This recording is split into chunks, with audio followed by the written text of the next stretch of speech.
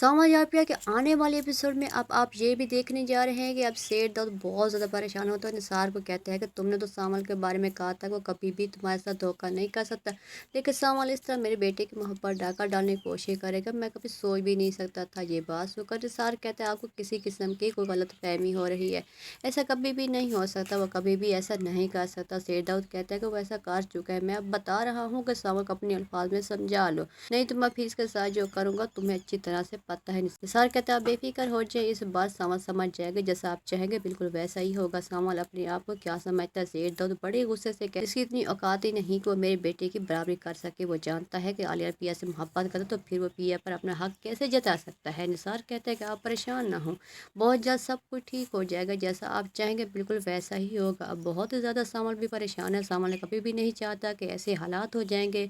निसार सामल को कॉल कर काफ़ी डराता धमकाता है, सेठ साहब बहुत ज़्यादा गुस्से में हैं, मैं नहीं चाहता कि आइंदा कभी भी तुम्हारी तरफ से किसी किस्म की भी कोई शिकायत मिले, इसलिए अब तुम असलम के मामला से जितना दूर हो गए वही तुम्हारे लिए बेहतर होगा। निसार की ये बात सुनकर सामल और भी परेशान हो जाता है।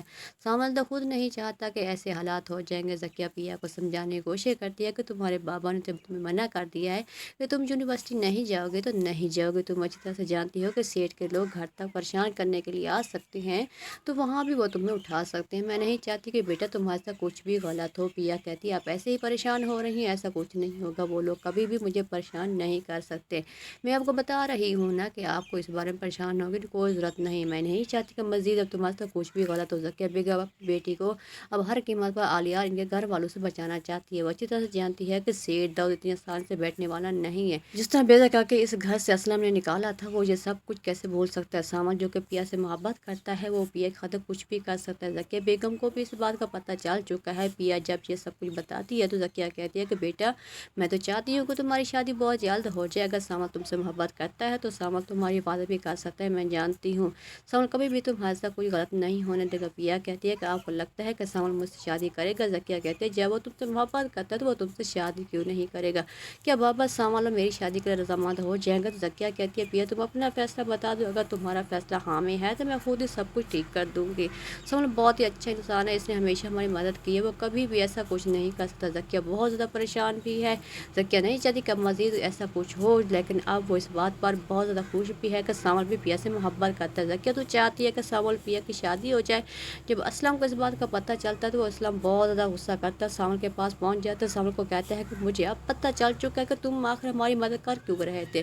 तुम्हें क्या लगता है कि मैं अपनी बेटी की शादी तुमसे कर दूंगा, तो ऐसा कभी भी नहीं हो सकता। तुम जो काम करते हो मुझे अच्छी तरह से पता है। ये बात सुनकर सामल कहता है कि मैं पिया की खातिर खुद को बदल लूँगा, जैसा पिया चाहेगी बिल्कुल वैसा ही होगा। ये बात सुनकर असलम कहता है कि जो मुमकिन ही नहीं तुम ऐसी बात कैसे सोच सकती हो, जो मैं कभी भी नहीं होने दूंगा। ये बात सुनकर सामल कहता है कि मुझ में कौन सी बुराई है, मैं आपसे वादा करता हूँ कि हर काम छोड़ दूंगा, पिया की खुशी के लिए कुछ भी कर सकता हूँ। ये बात सुनकर असलम कहता है कि सामल ऐसा कभी भी नहीं हो सकता, मैं तुम्हें आखिरी बार बता रहा हूँ कि हमारी मदद करना छोड़ दो। तुम लालच के तहत पे ये सब कुछ कर रहे थे, तुम्हें लगता है कि मेरा दिल बदल जाएगा तो पिया से तुम्हारी शादी कर दूंगा, तो ऐसा कभी भी नहीं हो सकता।